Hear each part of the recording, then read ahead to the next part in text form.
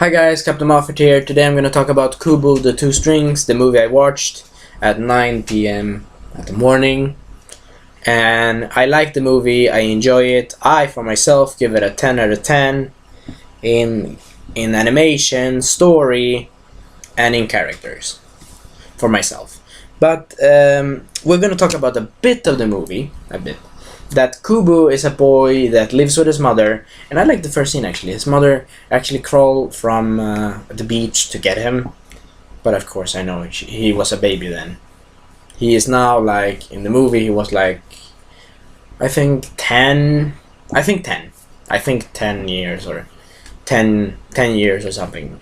A very young boy at least. And he is a storyteller. And he likes to do stories to the people at the village.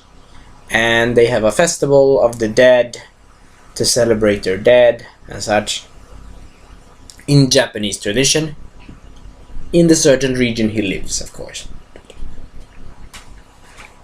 Sorry, I just wanted to eat something. But in the certain region of where he lives. And I really enjoyed this movie. And also, I've heard from another YouTuber before that it's a connection to another movie that was made by Miyazaki that has a connection to the Moon Princess legend. And this is what the movie is based on. It's based on the Moon Princess legend, but it's more grounded in supposed reality of the Moon Princess story. It's more. They've taken elements from that story and just do it. Basically, Kubo is like a sequel or its own thing. Alright? I couldn't explain that other thing so well, but anyway, I hope you enjoyed my review anyway. But the point is, was that a good thing? Was that a good thing to say? Whatever. Was that a good thing to say? I think so. Yeah. Well, whatever. I like the action scenes. Now we're gonna go to the action segment. The story segment, if you want to hear more, you can listen to another YouTuber, you know. The point is that I don't want to spoil this movie because this movie is pretty good to talk about.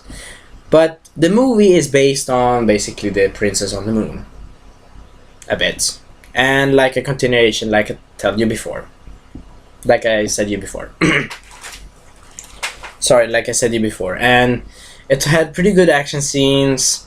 And we have also the two guiding people that guides Kubo on his journey to find the relics of his father. And he also talks about, he also does musician and stories of his father to the people, who was named Hanzo in this case. Who was named Hanzo, and he has his father had a goal to find 3 armored relics, a sword, a shield, a sword, a helmet, and an armor of legendary that could fight the Moon King, and he wanted to fight with his armies.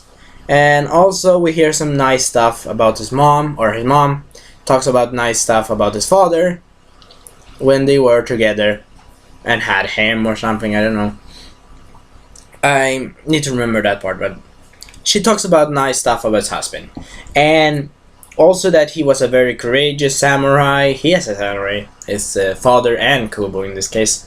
But the point is, he mysteriously died in this case, protecting them from the Moon King, which is Kubo's, what should we say, close relative in a case. And he died in the case of this, I suppose.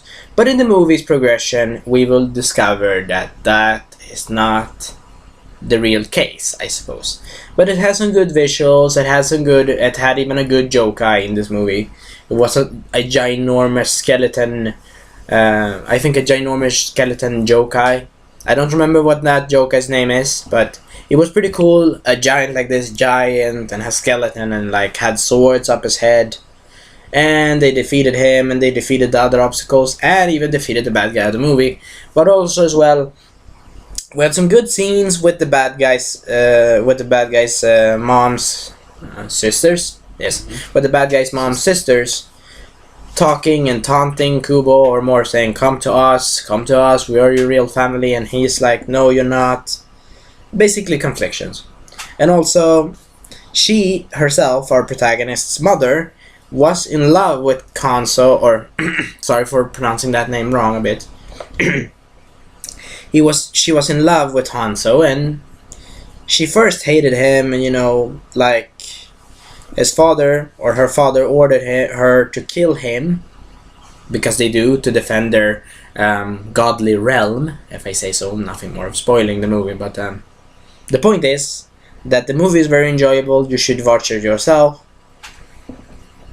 And the monkey protector that comes in the movie, that maybe some of you have seen in trailers and such, and the beetle guy, is related to Kubo in a certain way. He says that he is a soldier, for example, from Kubo's dad's army, but he doesn't remember his past or his life, or he does remember his life, but he remembers one funny scene in the movie was like he remembers how beetles can swim underwater for 20 hours. Yeah, that beetles of Japan, or certain beetles of Japan that he is based off, can swim for 20 hours underwater. That's what my better explanation. Yes. Yes, that was my better explanation. I'm a bit bad in the throat, so I cannot talk so much, but I'm talking because I wanted to talk about this review.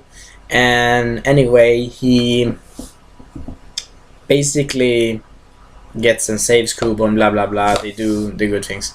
But also I like that the movie had an animation of stop animation. I like the movie pretty much, of the animation and such, and characters, and the story pretty good. And also in the end of the movie, the end credits, we saw type of Japanese manga animation style type of thing that. And we also saw how they created the yokai with the skeleton. Pretty cool. They created him by making him by hands, puppets, but like a giant sculpture with green backgrounds and everything. It took a lot of time, but it was worth it, I think, and it's a pretty good movie. For me, I think the movie stands on its own, but it's also related to one of Miyazaki's stories of the Princess of the Moon, or maybe a sequel, or maybe a sequel or something like that. And I'm just eating some stuff.